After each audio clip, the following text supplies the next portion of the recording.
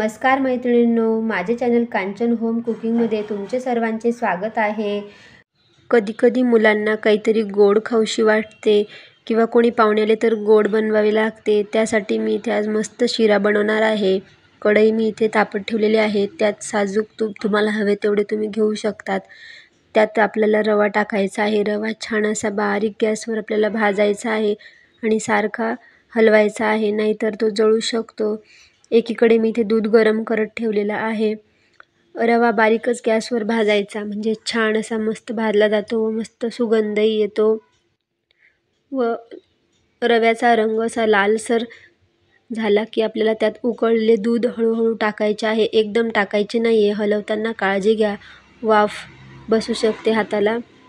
व आपल्याला छान एकजीव करायचा आहे। त्यात वरून तुम्हाला हवी तेवढी साखर तुम्ही टाकू शकतात। माझ्या मुलांना फार गोड आवडतं म्हणून मी थोडी जास्त टाकणार आहे। वरून बदाम टाका, तुम्हाला हवं असेल ते तुम्ही काजू वगैरे टाकू शकता। वरून थोडी इलायची टाकायची आहे व गरमागरम शिरा तयार आहे।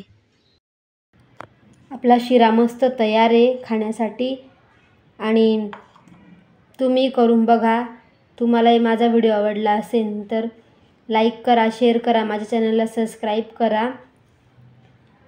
चला तर भेटूया पुढच्या व्हिडिओत। धन्यवाद।